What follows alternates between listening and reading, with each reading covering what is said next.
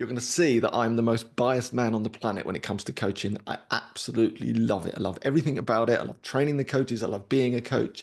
It's a gift that we get to get in a room on a Wednesday lunchtime, morning, wherever you are, and actually celebrate some new learning and insight with a group of people that get us, that understand us. I think that's a joy. So I'm thrilled to be part of this adventure with you today. What I'm going to do is talk about specifically around positive psychology. This is the science in many ways of coaching. So we're going to have about 20, 30 minutes, a bit of an intro. I'm trying to distill 10 years of research into 30 minutes. Then we're going to go to a breakout room to discuss a topic that I'm going to tee up for you to really just try and strengthen and unpick some of these concepts and see if we can improve them. That's an important thing, I think, as coaches, that we take the science and the frameworks and we try to improve them.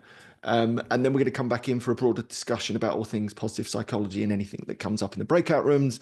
And then I believe there's some time for networking at the end. So that's the rough format, if that sounds good. And look at this, we've got Ireland in the house, all recovered from St. Patrick's Day. That is good. We've got London, Belgium, Merseyside.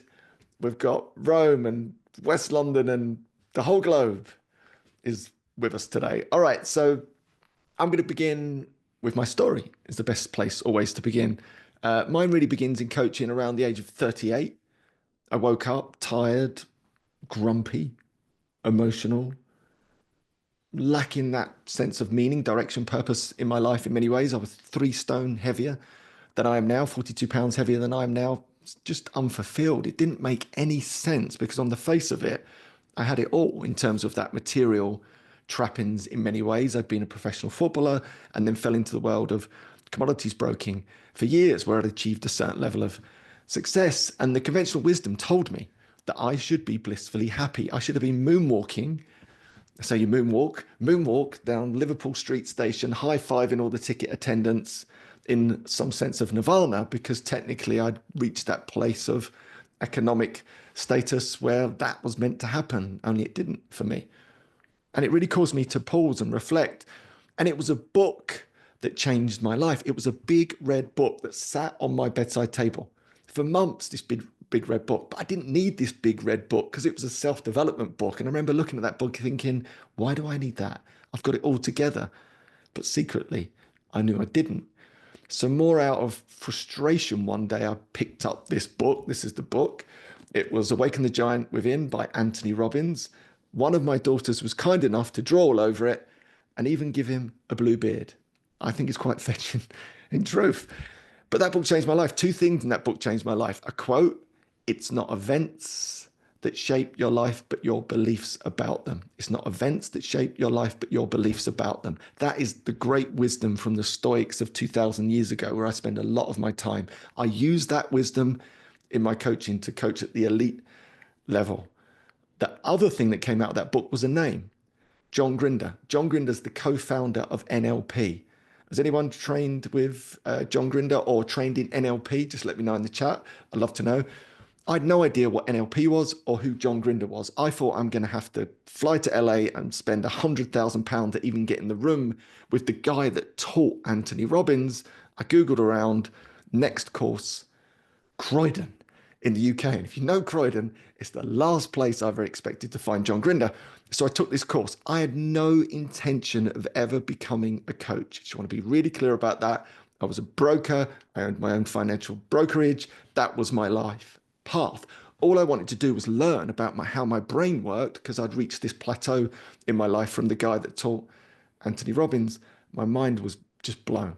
What I learned over the next 10 days transformed everything in my life. I fell in love with coaching, and I fell in love with the practical application of coaching, but there was something missing. I was missing the science. I love science. I think science is incredibly important. I knew if I was going to take this coaching concept that I just learned from Grinder in the world of NLP, which is not that empirically backed, it's a brilliant coaching tool, I'm going to need the science. And it was then I read another book, a story about a guy called Martin Seligman, who was weeding his garden, as you do. And his daughter popped up to her loving dad and tapped him on the shoulder and said, Dad, come and play. And Seligman snapped back and said, can't you see I'm busy? Through her tears, as her daughter left this parting wisdom, Dad, you're a grouch. But you see, Seligman wasn't any ordinary grouch. He'd just been given the biggest job in psychology, the head of the American Psychological Association. His tenure was to provide direction for psychology as a whole. He knew more about the brain than anyone else, and here he was, a grouch. And in that moment, he reflected on the origins of psychology and thought to himself, can I go back to the origins of psychology? And the origins of psychology, it wasn't just about healing the sick, it was about nurturing, flourishing, and thriving individuals. Seligman had an idea in that moment. He knew what he was going to do with his tenure as the head of the American Psychological Association. He was going to bring psychology back to its roots to help individuals flourish and thrive. If you can imagine a well-being spectrum from -10 to +10, -10 being clinically depressed, all the way to +10 optimal and thriving. Psychology as a whole had been focused on -10 to 0. Made sense, successive world wars, all the focus on healing the sick. Seligman brought it back to its roots and said, we have forgotten. We've forgotten 0 to +10, and built the science of positive psychology. That was around 1998, the year 2000. And if you think about what's happened with coaching over the last 25 years, it's exploded. And why has it exploded? Because now we've got the science that supports what we do. This is not guesswork anymore. This is not old school coaching, perfect suntans and amazing teeth and telling people how they can be amazing, just like us, if they do everything that we say and do. That's old school. And don't get me wrong, there's still some Wild West coaching that goes on, and there's quite a lot of it. But we're different, right? The reason you're in the room is because you're aligned with an incredible body such as the EMCC. That's the reason I'm in the room, because we're professional and ethical. I want to train and be a really professional coach, move away from guesswork, move towards science to support what it is that we do. So what I did, I took the learning from Grinder, took the learning from positive psychology. I then went back, having left school at 16 to become a professional footballer. I spent 7 years educating myself to do a degree and then a master's degree in positive psychology and coaching psychology. That's how passionate I am about this space. 10 years of research, 7 years of part-time study. And I leveraged all that insight first to coach myself. And I think we all do that as coaches. I tell all the coaches that I train to live the learning. So important. And I did live the learning. I lost all the weight, 3 stone in the end, fell off me, optimized my meaning and purpose, my relationships. My broking business flourished. It grew 7 times bigger in half the time because I just used all the coaching tools and techniques on myself and then coached all of my clients and also my colleagues and my workforce. We optimized and thrived. Everything started to get better in my life. I even took a break from alcohol, right? Which in the face of it, people were like, what are you doing? I was an average drinker in a world that was awash with alcohol, but I knew it was in the way of my elite performance. I just used all the learning from positive psychology and coaching psychology to coach myself through that behavioral change. That led me into one of the greatest discoveries in many ways of coaching success. And I do want to share that briefly, is to be a specialist. I didn't know that at the time. It just happened because I was really impassioned by this whole group of people that were like me. So not addicted. It's not about addiction. It's about achieving elite performance by taking a break from alcohol. And I was really enthused by that space and thought, I wonder, could I coach in that arena? So I started to coach in that arena without any real education about marketing. It just felt natural and normal. And it opened so many doors because I became a specialist really quickly, an expert really quickly. Since then, I've been able to appear on the world's biggest stages, the biggest podcasts, from the Rich Roll podcast twice, Dr. Rangan Chatterjee's podcast twice, Mo Gaudat's podcast, 2 books followed, very much using a coaching specialism. I have 3 of them now. I coach people in alcohol-free performance coaching. I coach people in athletes transitioning their career, also in my story. And I coach elite level business professionals to optimize and thrive, also in my story. That's the secret to coaching success in many ways. And I stumbled into it more by luck than judgment. And on the back of that, eventually I was able to escape those corporate handcuffs. I never thought I'd get away from that big career in the city. Just financially didn't think it would work. Here I am, the last 4 or 5 years coaching full time. I'm now the founder, co-founder, or major shareholder in 7 different businesses linked to coaching. From 2 apps that I've got, one's on Series A funding at the moment. Again, that's coaching around behavioral change. to high-end workshops and one-to-one coaching. Tomorrow I'll be one-to-one coaching in the city of London. I'm living and breathing this experience. I have a coach business school that's dedicated to helping accredited coaches achieve success in coaching by marketing less and coaching more. Really important to me. Also train accredited coaches, as we mentioned, and train accredited coaches in specialisms, positive psychology coaching, alcohol-free performance coaching, in amongst lots of other businesses that are all linked to coaching. I'm doing it, I'm living it, breathing it. So this is not an academic example or someone that's never really done this stuff. I'm in the mixer of it all, and the roots of it all are positive psychology. So that's what I want to get to now. We're going to look more specifically at positive psychology. I just want to ask a quick question before we do. On a scale of 1 to 10, if you had to rate your knowledge of positive psychology, 1 being I don't have any, 10 being I'm like PhD all over it, where do you sit on that scale? Just fire those in. I'm also going to share with you quickly 2 little documents that that you might enjoy, that are just little pocket guides for positive psychology. So I'm just going to drop those in as we speak, as you put that on there. All right, so we've got some 2s and 9s. I just completed your course, Greg Parkin. He's a 9. That's good to hear. And we've got 3s and 2s. Again, it's just to get a feel. So my mission then for today's training is to try and bump you 1 point up that score.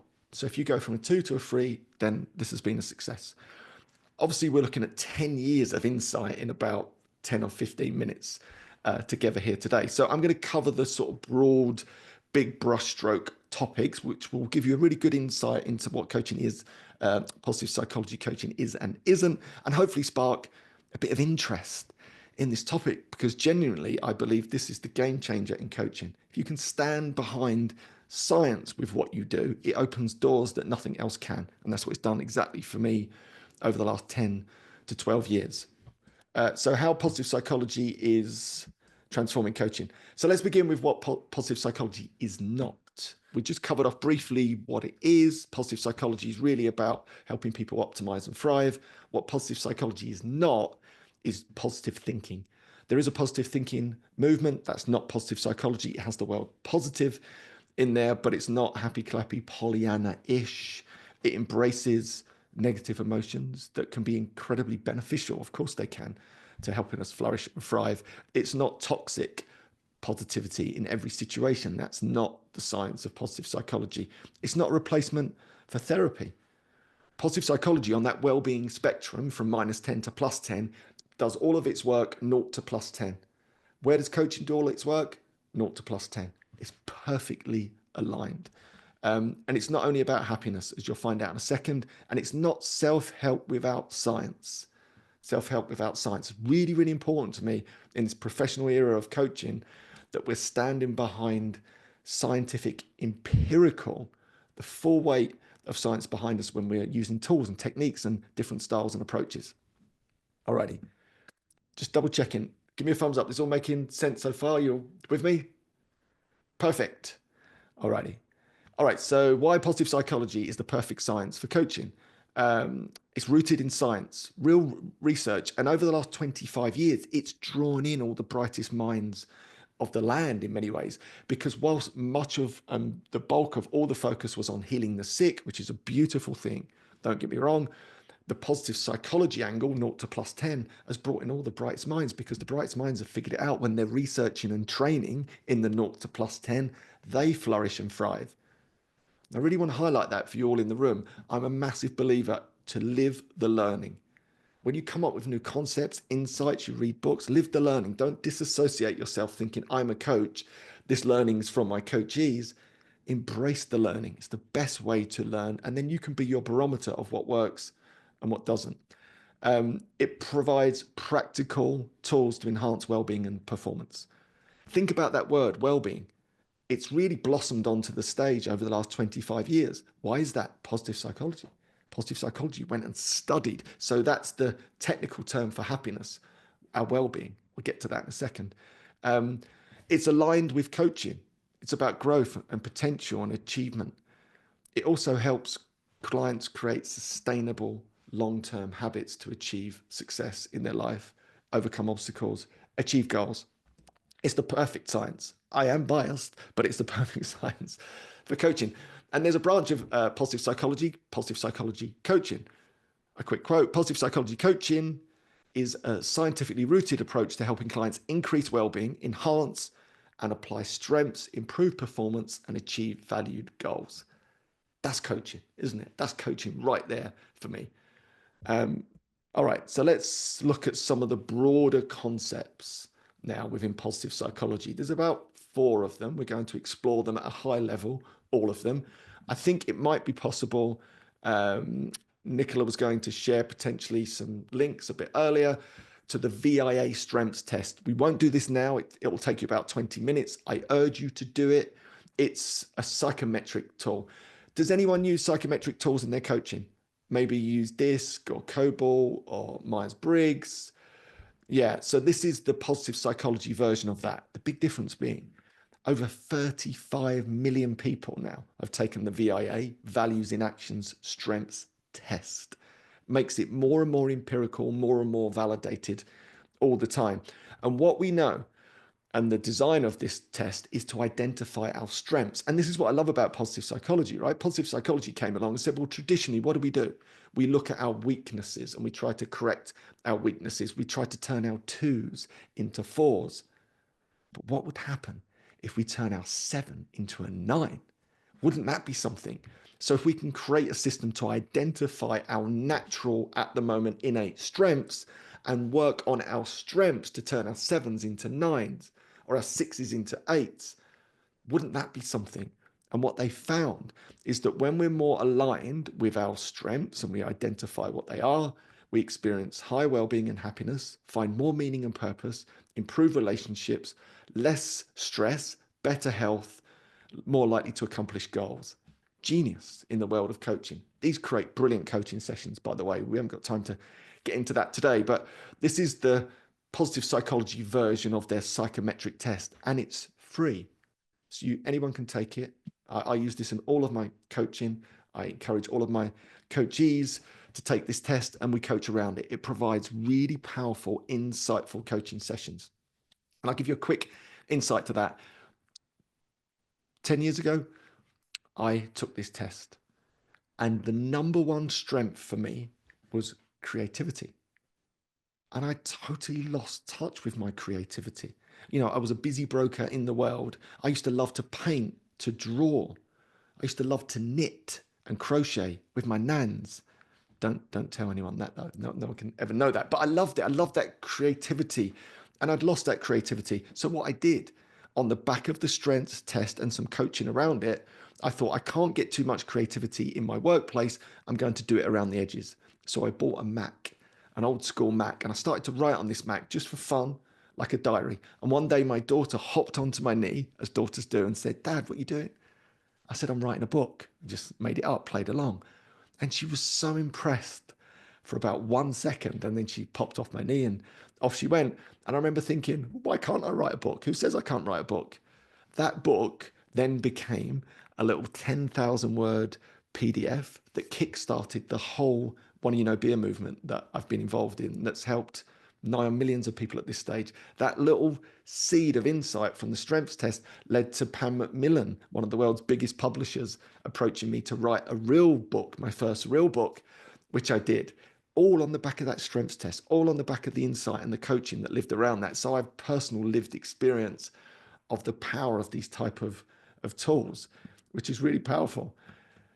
Knitting and crocheting are cool. Own it. I will, Joe. I'm owning it. I'm owning every bit of knitting and crocheting being cool. It didn't feel cool when I was a 12-year-old kid from Dagenham in East London, but still, I'm owning it right now. VIA stands for Values in Action. Values in Action. Strengths test. Values in Action. So it's all linked to values. I do lots of coaching around values. I think you can make a strong argument that we always do values work before you even set a goal, to find out what's most meaningful and purposeful to you. Again, that's where strengths comes in. Really powerful, super tool. All right, so now let's move on to the next component. And again, we're whizzing through this. This is a decade of insight into 10 minutes. The other really strong component of positive psychology are positive psychology interventions, PPIs. PPIs are scientifically tested tools and strategies that enhance happiness, well-being, and positive emotions. So these are tools and techniques that have been validated empirically. So they're tested in the same way we'd test pharmaceutical drugs. So rather than that self-help guesswork, we now know that certain tools and techniques work. And we can stand behind that in the way that we might stand behind a certain pharmaceutical drug and say it outperforms placebo. We can now do the same with many of these positive psychology interventions, and they're lovely and broad. They cover such a wonderful range of topics that, again, over the last 25 years, we didn't have any science behind these things. Now we do. So you know empirically what works and what doesn't.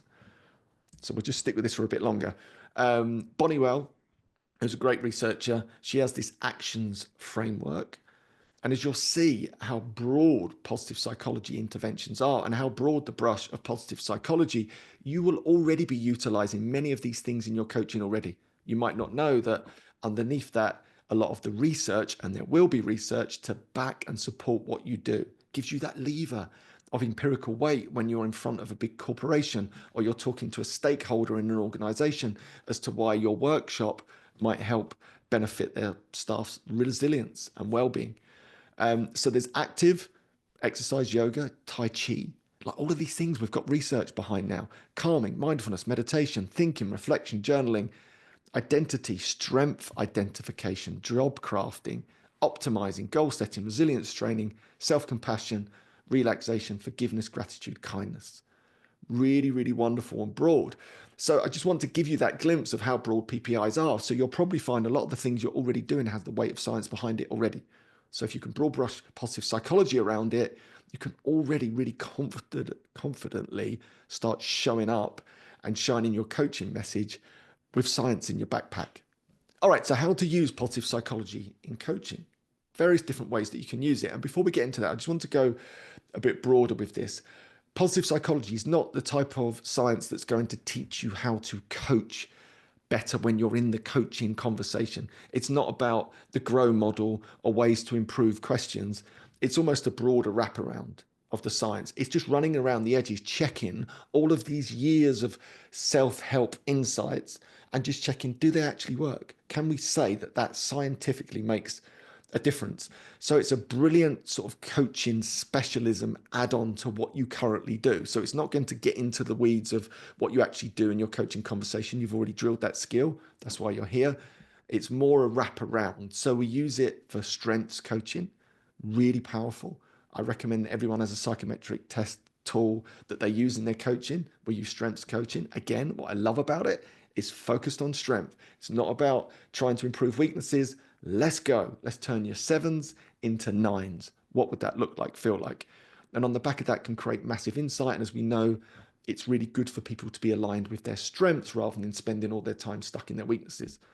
PPIs, we just mentioned. I'll send you that list. And on there's a list of PPIs that you can use. Empirically tested, validated type of PPIs. It's very, very broad. And how do we use those in coaching? You can recommend them as homework. You can introduce some of them into the coaching session, probably less so, but you can also build teaching points. I think teaching points are really important in coaching, and I think it's overlooked too much in coaching. This is what I believe.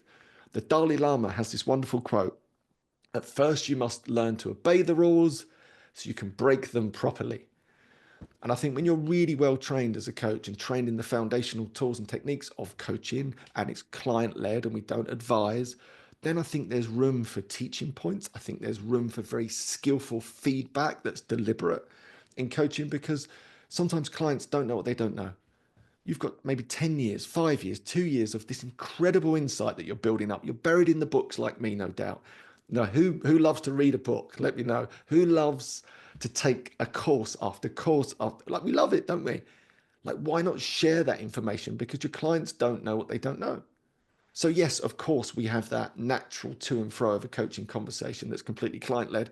But I believe there's a place for teaching points. And what comes out of positive psychology are tons of teaching points. They might not be coaching approaches, tools, or techniques that would naturally bubble up in a coaching session, but it might be a moment where you break, and I do it metaphorically and visually. I take my coaching hat off and I might layer in a short teaching point into a coaching session. I'm not advising, I'm not telling them what they should do. I'm just gifting some information because they don't know what they don't know. And it's their choice whether they embrace any of that new information or not. So it retains that lovely energy of being client-led, but coaches don't know what they don't know, right? And we've got all of this knowledge. Why not share it? It doesn't have to be in these traditional ways through social media, which I'm not a big fan of, by the way, as well. So what's really important to me is that we also layer in teaching points into our coaching. So important. And workshops. This is interesting, right? Who just in the chat is utilizing workshops at the moment, i.e. workshops in your coaching? So paid for workshops, it's opening doors for you. Yeah, a lot. I mean, I think this is good to see for those that maybe are not. Brilliant. This is really good. Workshops are a game changer in coaching. You've got so much incredible credibility as a coach to open doors. Positive psychology is just a gift for workshops, resilience workshops, well-being workshops. I run them all. In my coach business school that we'll launch a bit later this year, which I'm excited about, I just give everyone those workshops. I know they work. They're incredibly economically for your time, economical on time and economical. And they're a brilliant Trojan horse into organizations to build a relationship, to potentially then on the back of that, build out one-to-one coaching, if that's your thing. That's exactly what I do. I'll be doing it tomorrow. I'll be doing exactly that tomorrow. So with positive psychology, because of the science, it just is a gift in terms of creating workshops that you can really, again, in a professional sense, because it's about being professional coaches, part-time, full-time, present in a way that has the full weight of empirical evidence. This is not just self-help where we're making it up and you can be amazing just like me. None of that is professional. We've got the science behind us. Do these things will boost your well-being. And in the workplace, increase retention, longevity. Like, what's that worth to a workplace to increase the longevity of some of their top performers? I know where it is in the places that I work.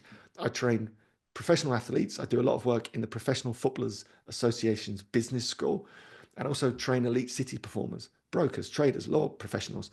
Many of those individuals on a yearly basis will generate many, many hundreds of millions. Therefore, what is it worth to a business to keep some of your top performers for one more year because you've looked after their well-being? They've been coached through that process. They've learned skills and tools to be more resilient so they didn't burn out and have to retire. It's worth an absolute fortune versus what the investment they might want to make in you coming in to run workshops or look after their staff. What is the attraction of top staff worth to you? What is less presenteeism worth to you? What is less sick days worth to you as a business? It is astronomical when you look at it, and we can go behind that with science now. That's the point. It's not guesswork anymore. Really, really important. So I want to highlight to you, and again, we haven't got the time to do it today. I'm more than happy to come and do another one on it, but workshops are just like such a like ninja skill of coaching that I think is overlooked. We sometimes focus too much on the one-to-one. The workshops are a Trojan horse into one-to-one. All right. Leveraging positive psychology to reach new clients. I just mentioned about workshops, resilience, well-being, strengths, mindfulness. It's all in there. Why positive psychology is perfect. The perfect science for coaching, I believe. Credibility. Like, I'm just going to put a little wrap around this in terms of marketing because I live in the real world. I am a real coach, really coaching out there. Nicola and I were talking about this before we came on this morning. I think one of the hardest bits and the challenging bits of coaching is that we all just want to be coaches. None of us really want to be marketers. I didn't sign up to be a coach to be a marketer. I don't want to spend my life creating reels on Instagram. I've got no interest in that. I can do it and I do it. That's not what I'm here for. And I think getting the marketing piece is really important. And positive psychology as science is incredibly powerful in terms of a marketing tool. So we have to think about that, right? We have to think about ways to open doors so we don't have to spend all of our time marketing and spend more of our time coaching. Positive psychology, because it's science-based, opens doors that other approaches cannot. So from just a broader wraparound marketing perspective, having something that's aligned with positive psychology and going into bat with things that are aligned to a science, open doors that other approaches can't, in my opinion. And again, as someone that's living and breathing it, I see that happen all the time. Opportunities are arising now that were never, ever available to us as coaches only a few years ago. Why is that? Because CEOs, HR directors, individuals are becoming more confident in the science that sits behind well-being, essentially coaching, to get results for their individuals and staff. Game changer.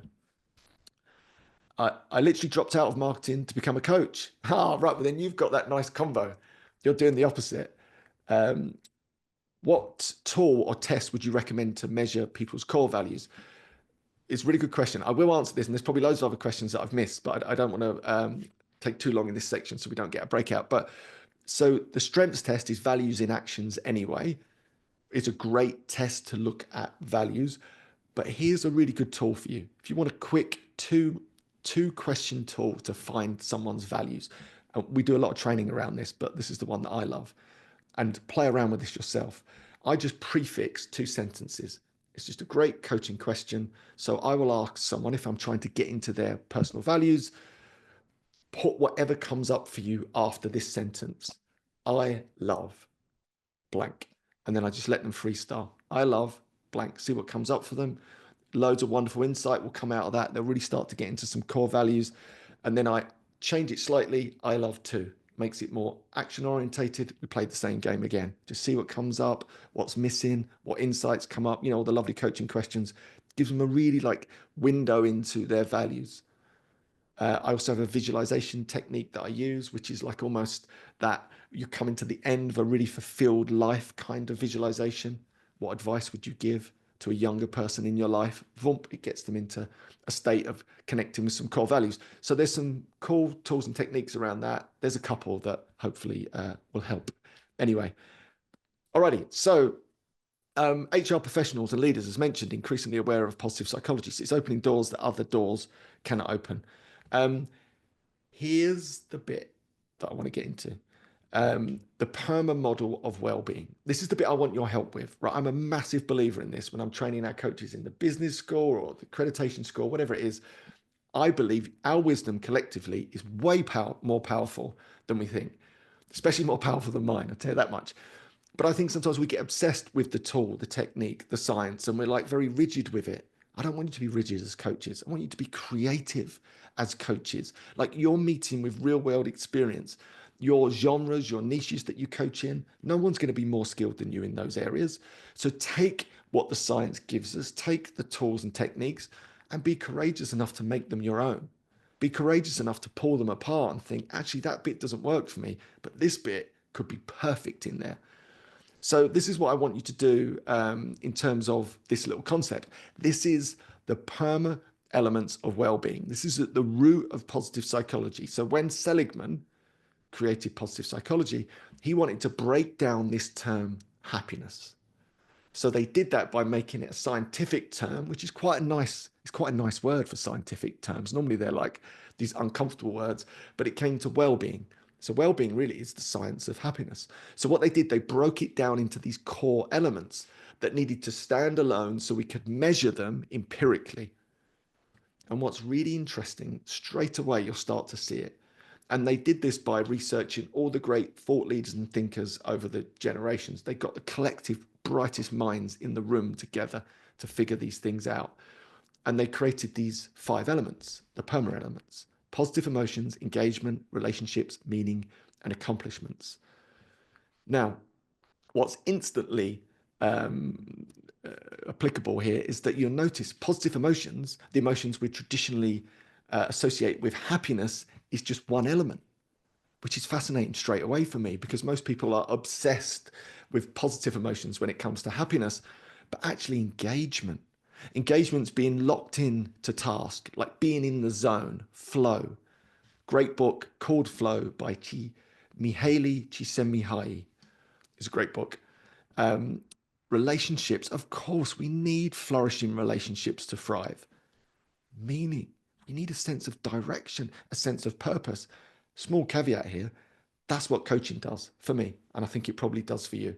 It's a fast path to meaning and purpose, being in service of others, feeling like we contribute, planting trees whose shade we may never sit under. That's what this is about. That's why we're in the room, all of us coaches. We want that meaning and purpose that it brings. Finally, accomplishments, achievement, achieving goals. So when you align this with coaching, it's really well aligned. And when I reflect upon this, you'll start to see that like these combined elements really gives us a great overview of well-being or happiness. What's also interesting, that someone might be really low in classic happiness emotions, of positive emotions. They might be volunteering, for example, in a really challenging environment, but that might fill them with a sense of engagement. They might have engendered great relationships as part of that process. They might be imbued with a sense of meaning and purpose for the work that they're doing, which is also included in some of the achievements that they've made. So even though they might be low in one area, the other areas might mean their overall well-being is incredibly high. Just going to quickly check any questions. Brilliant. Thank you as well. There's some nice shares on the author of the Flow book. It's a wonderful book. He's one of the godfathers of the positive psychology movement. The godmother would be Barbara Fredrickson. Barbara Fredrickson figured out what positive emotions were for, because we didn't really know. We knew what anger and rage. It wasn't until positive psychology came along and Barbara Fredrickson, and she created the broaden and build theory of positive emotions. Broaden and build. So positive emotions broaden our thinking. Our chest physically expands. We see the bigger picture, because if you think about negative emotions, it narrows our focus. Positive emotions had to have an evolutionary purpose.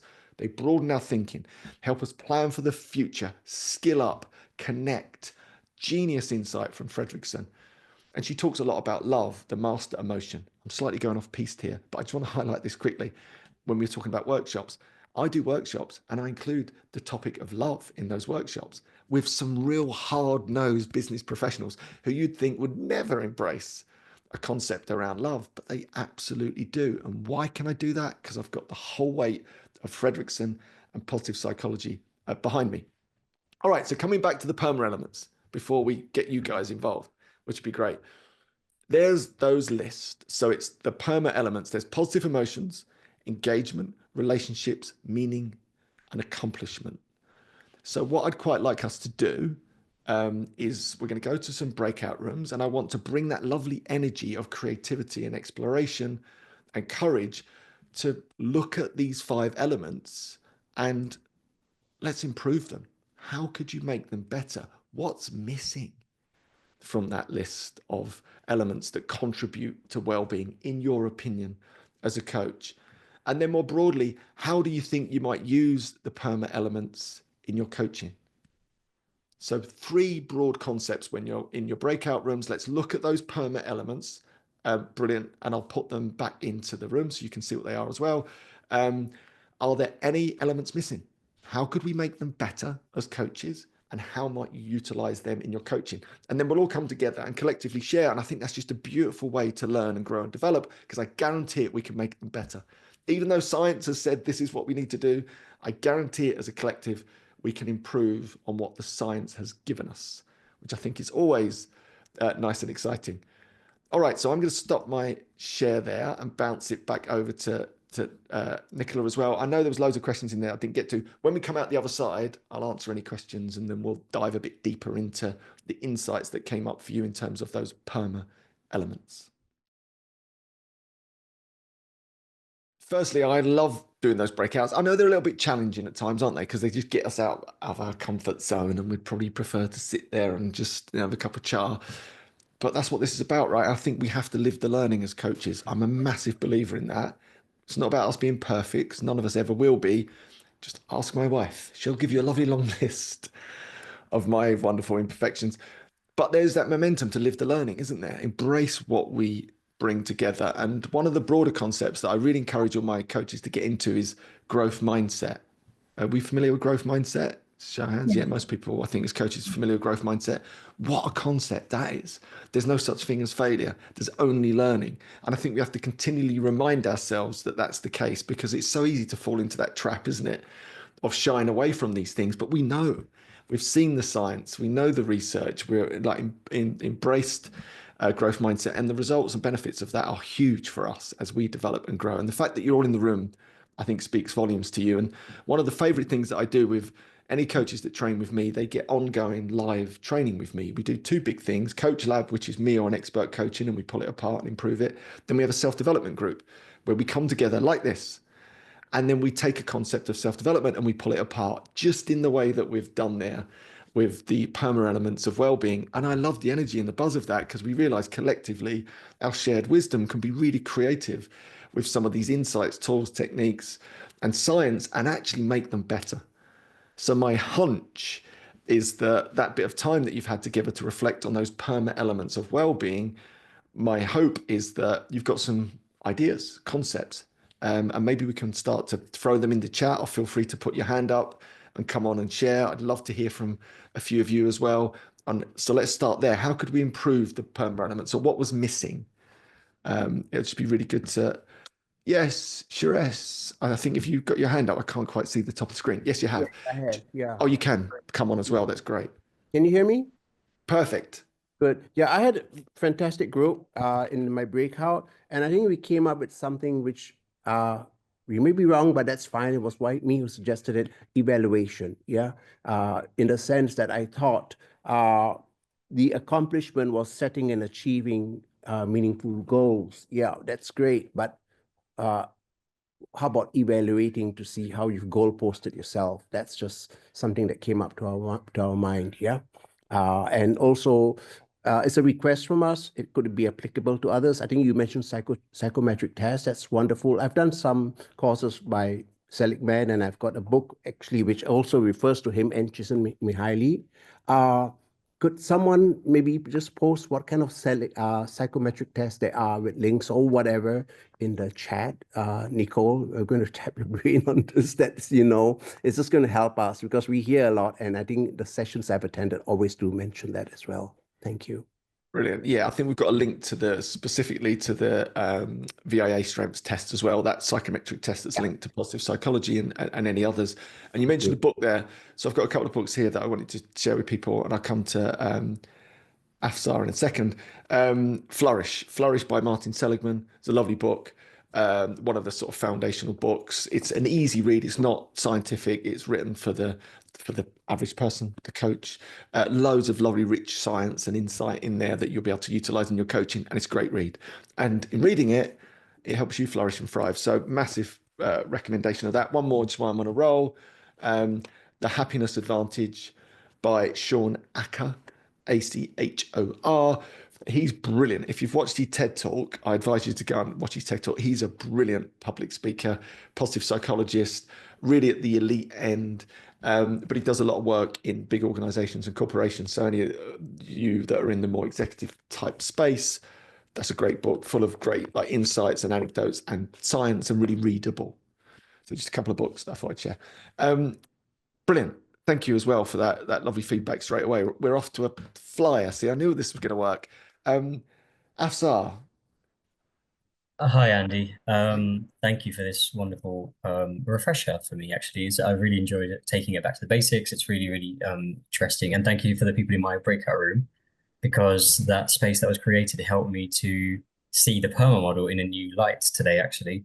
So I discovered it 2 years ago, and I use it a fair bit in my coaching, but since then I've been doing a bit of work in decolonization and anti-racism and systemic issues, capitalism, and so on. So one thing I would say that could make this concept better is, while we implicitly maybe make space for that minus to zero spectrum, there isn't a space for it explicitly. And what that looks like in some coaching that I've had over the last 1 year particularly, is where clients do come to our sessions normally for positive psychology coaching and so on. Sometimes they really just have stopped in their tracks in terms of their progress because of horrendous things that are happening around the world. There's a lot of gender-based violence, so my female clients completely have to just stop and recognize, I can't sit here and talk about my good stuff and without ignoring all of that. And I've had Palestinian clients as well, for example. So it's all just, I think implicitly it's there, but we as coaches might freak out a little bit when something does go a little bit into that minus element. So explicitly, it would be great to make space for systemic things that are out of a person's control, but how we navigate that. So perhaps something in the meaning part, I'm not entirely sure where, but explicitly making space for that. A wonderful insight. And people are mentioning environment. I think environment, culture, these type of things do play a part in that, our well-being, don't they? If you find yourself, as a Palestinian and your world's turned upside down, your environment has been shaken at its core, that will have a huge impact on your well-being. Brilliant insight. And on that note of, coaching 0 to +10 and the minus numbers, I always think as coaching, we just be really professional and ethical. And if we ever stray into an arena where we don't feel we are competent, just own it. And I think that's why doing a chemistry session before you get into a coaching session is really important as well. So you can explain what coaching is and isn't, and also explain your level of competency. And then you can be really comfortable. If someone does have something traumatic they need to explore and you don't have that skill set, you can just own it. I always own these things, that you can still continue to coach them around that topic or coach them on getting help with that specific topic, but your expertise doesn't allow you or make you feel confident to coach on that particular topic. Just doesn't start well. And again, there'll be lots of coaches, counselors and therapists in the room. You've just got a broader spectrum, got a lovely broad spectrum, which I think is wonderful. And Afsar, maybe that's in your locker as well, which is wonderful. And it sounds like you're doing beautiful work as well. Talk about meaning and purpose right there. And like I said, they're challenging environments, aren't they?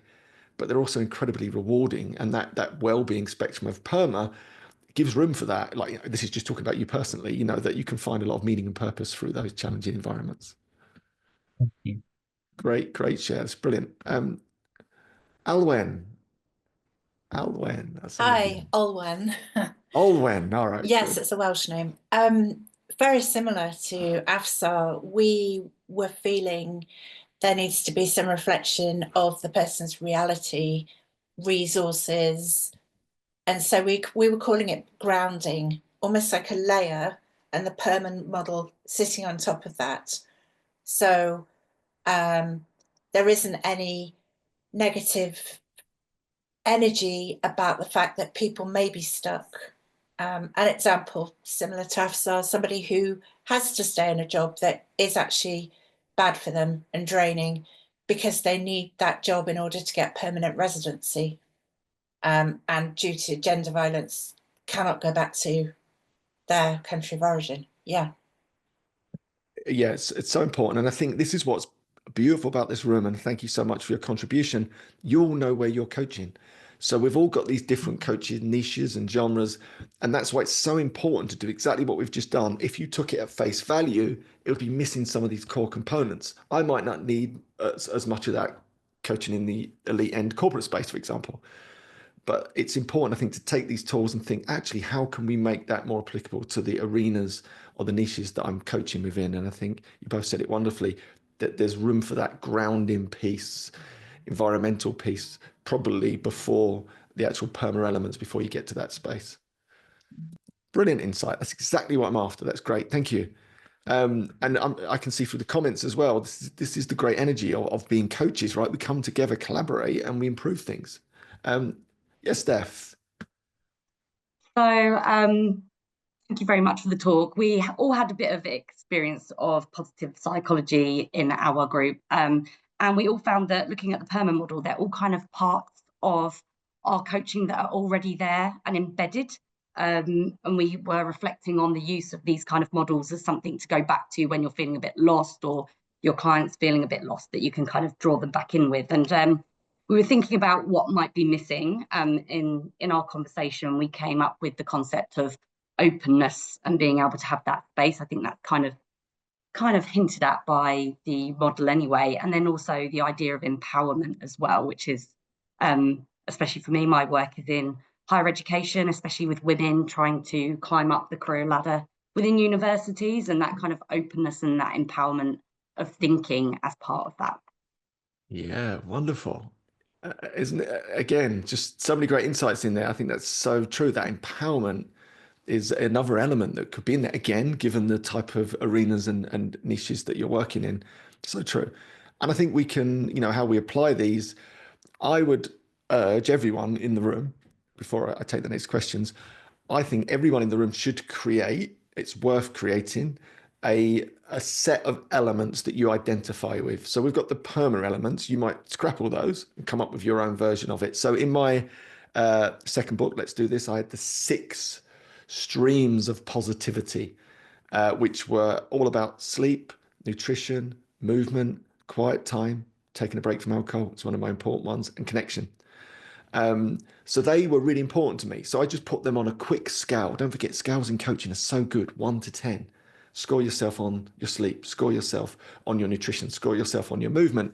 Instantly you get the scores, creates a really visual representation of where someone's at, creates lovely, rich coaching conversations, whether you're running a group or working with an individual. You can go back and repeat the test to see their progress. You could repeat the test at the end of a session.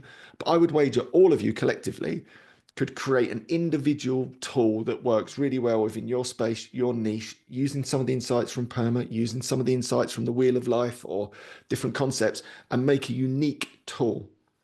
My good friend, Dr. Rangan Chatterjee, in his book, I think he has the 5 pillars of health or well-being.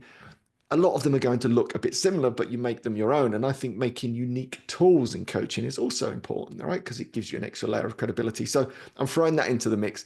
This just gets us thinking, but also you could put something together that is your unique approach on this, that you bring to your unique coaching, given your unique niche, and it's your method or your pillars of positivity or whatever alliteration you want to give to them.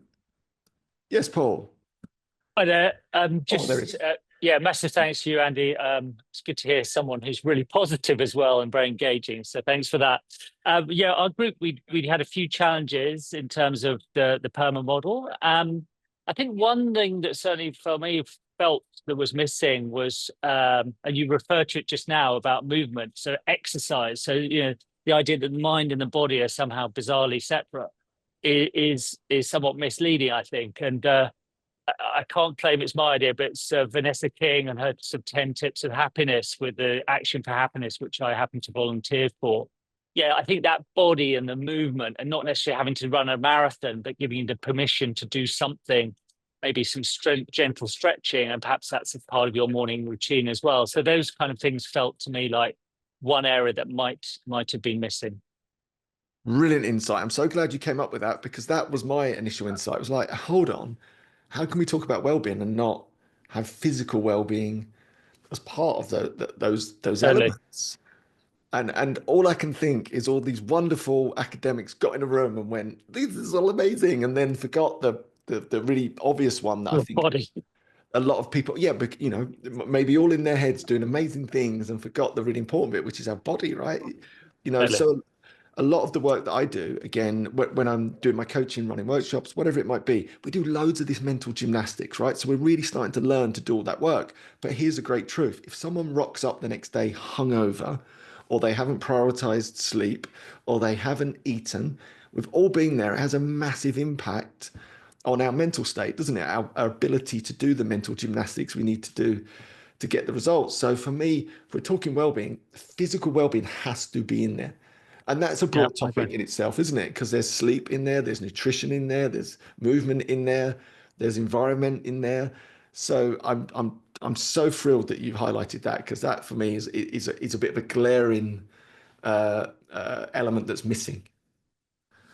And also I think as coaches, like it's the same, like body and mind are the same thing.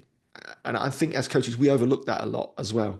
So I'm really clear with that when I'm working with clients. I'm like, we're going to do all this wonderful work, but equally, I'm going to now show you what that means to your physical well. So if you sleep really poorly, you're probably going to find it really hard to achieve these goals. If you're out drinking and entertaining, you've got to evaluate that as well, because what's that going to do to your well-being the next day?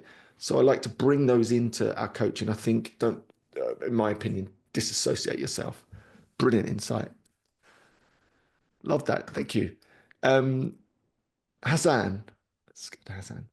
Yeah, not sure if we have enough time, but thanks for the session. And I really liked the way that you said that the PERMA model is a tool. It's just a model that we can build on. And that's kind of also what we discussed within the breakout room, that we can use it for things that are beneficial, but we can add to it. And I also really value the physical aspect of it. And one thing that was really clear that is missing from just hearing the discussions now is also financial well-being. Yes. Because that's a really big part of everything that we do. And without having that relationship, that connection to being financially well, to do anything and using it as energy to convert it to other things, we're really holding ourselves back. And it's an important relationship as well to develop that overall well-being. Love that. I'm literally like, we're on fire, this group. That's the other big one that's missing, financial well-being. Again, we sort of ignore these things. That is so incredibly important, isn't it? To everyone. And again, I'm not talking about we know bazillion in the banks, but if financially there's a lot of concerns, that has a huge impact on your mind and your overall well-being. So I think for me personally, that's another one that is missing potentially from those PERMA elements. I also want to throw this into the mix as well. And I think it's a lovely thing to do. Don't forget when you're coaching and that lovely client-led energy, right? This is going to be a tool that you use. So it's going to be your best shape in terms of these elements, 1 to 10 scoring. You can also give it to your clients.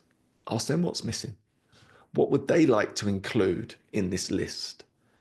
There's another really big one that's missing that I'm not going to highlight. I'll highlight it because I don't want to steal someone's thunder if they get there. But I think it's a great question to add that in. So maybe your elements are 5 plus 1, and you give them the flexibility. Your client, what's missing? Great quote. These are great coaching questions, aren't they? That we're not telling anyone what to do. We're going, here's a tool.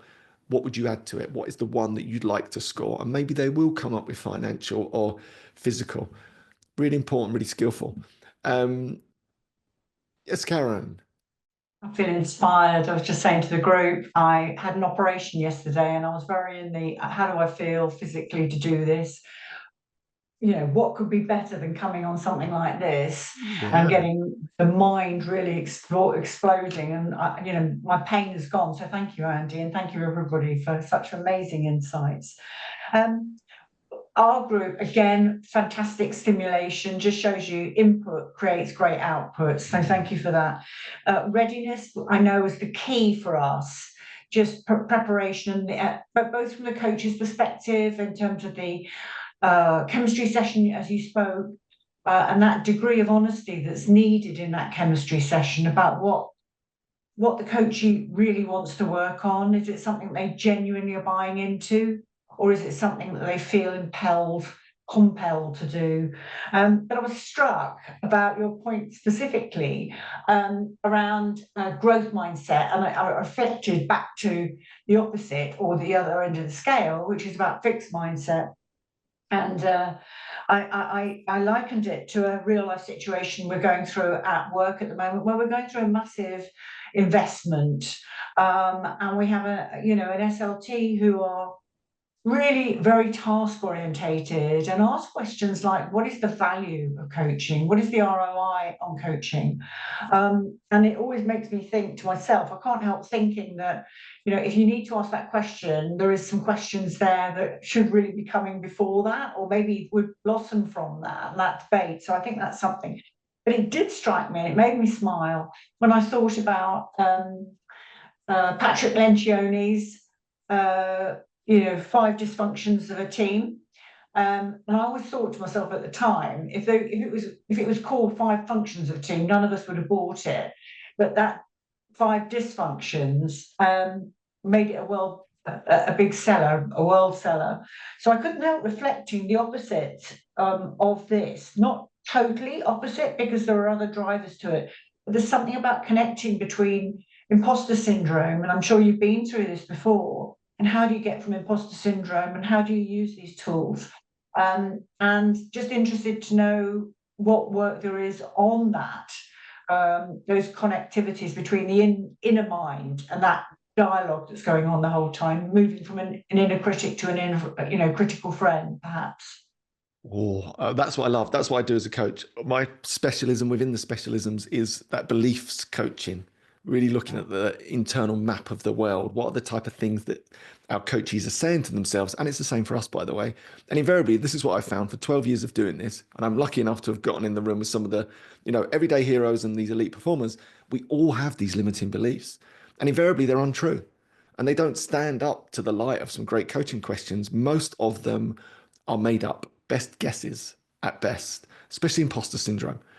And we guess at what other people are thinking about us or our previous work history or our level of skill set versus everyone else. Most of it's all just completely made up. So I love that in coaching because it gives us a chance to help our coachees get to the truth of it. is there some facts behind this? Is there any real evidence for these beliefs? If there's not, and 99.9% of the time there isn't real factual evidence, what other beliefs could you choose about the exact same situation that will allow you to optimize and thrive rather than create this stress and overwhelm? So it's a huge part of what I actually do as a coach is tapping into that. It's that inner dialogue is everything for me. That's the most important bit, I think, in many ways of coaching. It's rarely external circumstances. It's usually always something internal, which again is a gift for coaching, because you don't have to help them change the world. They can just change a set of beliefs, and that will transform how they see the world, which I think is so cool. And then another bit about imposter syndrome, which always makes me laugh because it's true. Apparently, there was a great book written on this, and I can't think for the life of me what the name of the book is. But in the book, it said that 80% of people suffer from imposter syndrome. And I love that stat when I found it out, because then I thought, right, if I'm in a meeting of 10 people, 8 out of 10 are all having similar thoughts to me. They're all thinking, I'm going to get found out any moment. I shouldn't be in this room. I'm not as good as everyone else. You know, I spoofed on my CV, right? How many people are doing that for the whole of their careers? The other two are probably a bit deluded. That means, or the normal people in the room have got imposter syndrome. Therefore, it was like, oh, like, you know, what am I worried about? It's just a personal reflection. It was very much like everyone feels a bit like that. And I think that's one of the greatest gifts of coaching. You get to see that up close, don't you? You realize that most people are carrying these limiting beliefs about, you know, their abilities in the world. And with some great coaching, if you help people over the other side of that, it's transformative. I know I've gone a little bit off piece there, but yeah, it was a great Just reflection. very quickly to finish that point you were making, I always heard the end of that statement was 80% of us have had imposter syndrome at some point in our lives. The other 20% were either sociopaths or psychopaths. So I thought it was quite an interesting twist on it, and it always There we gets a go. laugh. It does, and it's sort of, it makes you smile, right? And it takes away some of its power. And again, what I love about coaching, it doesn't have to be all serious. I'm not serious as a coach. I want to be creative and like allow people to enjoy this experience. Thank you, Karen, as well. It's a lovely reflection. I just want to come back to someone put up spirituality. Now, I know we're back to PERMA elements that could sit under meaning, but I think personally that is another element of its own that could be pulled out. Spirituality, I think, really important, right, to our overall well-being. So it just goes to show, that's why I love the energy of these group getting togethers like this, because you can improve like very quickly. I think we've totally improved what looks like a nailed on science about well-being, and we've added all these potential elements that I think are individual to us, that are important to us. And just to highlight a point there, I think as coaches, you are the best barometer of what works and what doesn't. And what I mean by that is immerse yourself in the learning, like embrace, live the learning, and then the things that resonate with you, utilize in your coaching. If they don't, if a tour techniques just doesn't do it for you, I would normally advise just don't use it. Don't use it. Use you as your best barometer, because here's another great secret about coaching. Invariably, many of us are actually inspired to help a younger version of us. We've probably all been through a challenge at some point in our life to get into this room. It woke us up to a different way of thinking and behaving. I'd say a big chunk of the room, that's why you're here, because you wanted to give back and contribute. And ultimately you wanted to go back and help someone that probably looked a lot like you 2 years ago, 5 years ago, 10 years ago. Therefore, you are a great barometer of what would work, because you were that person 2 years ago, a year ago, 10 years ago. So I think that's just, as a sort of broader takeaway, I think that's a nice thing to bring to your coaching. Just Paul's come up with another great one, nature as well. Connection to nature. How important is that to our well-being that's almost starved from many of our lives? Our environment, our beautiful environment, I think is another really key element potentially to some of these. Well, that sort of concludes my piece. Yeah, if people are interested to find out more, do go to andyramagetraining.com. I've got the Coach Business School and the accreditation stuff that you might be interested, or you see me on social media. On social media, you'll predominantly see me talking about alcohol-free. That's one of my coaching niches, so don't be alarmed. It's deliberate in many ways. I am just going to just unmute. I'll give everybody the ability to unmute yourself. Ulrika, if you're here, unmute now. Yeah, sorry, there was just really one point which was actually said. I was pointing to embodiment and really what the body brings to the whole picture. And in fact, looking at Seligman's, history in depression in particular, it's also quite important how actually increasingly the gut microbiome is also relevant with actually mental health. Yeah. And so that there's really much more rooted in body physiology, etc., and nutrition. I think movement, you mentioned it already, all of that. So I think that is an important aspect. And in fact, the positive psychology interventions do mention activities and exercise and yoga. I think it was meditation as well. And I think that is something that is not explicitly in the PERMA model, but it could be the E in a way, embodiment, because it does allude to activities. So that was really my point. And the other thing that was coming up is in our group was really also said before is what is the as-is state? What is getting in the way? What are the saboteurs in particular which we encounter in our lives that really sort of, make things more difficult, that we understand that and capture it and then really address it with the help of positive psychology interventions. Totally. Yeah, and I think that interventions cover off some of the elements that are not quite covered in PERMA. It's almost like the interventions came after the PERMA model. It needs an update, doesn't it? It needs a PERMA 2.0. But I think obstacles could be a great element, couldn't it? What are the obstacles to your well-being that very often that are the easy wins, aren't they? If you remove some of those obstacles, it could be that alcohol's in there, for example, would be one of the big obstacles. I removed and it was beneficial to me. Not that has to be everyone else's story, but brilliant points. Ulrike, I'm so glad that you got a chance to join us and speak. Oh. Okay, thank you. Me too, and thank you for everybody telling me that Ulrike was actually here. I was thinking, oh my God, what have I done wrong? But Andy, this has been such a fantastic session. It really has. I've been watching people's faces, and everybody, what you've shared with us and what you've opened our eyes to is really, really important. I thank you. There's something that really struck me as well. I mean, before we got on this this session, we were talking about finding your niche, finding your people, finding your place. And when you said we all want to help a younger version of ourselves, that's really rooted in our own origin story, isn't it? So bringing ourselves to the person that we want to help, it strikes me that's where our niche lies. So I don't know if you've...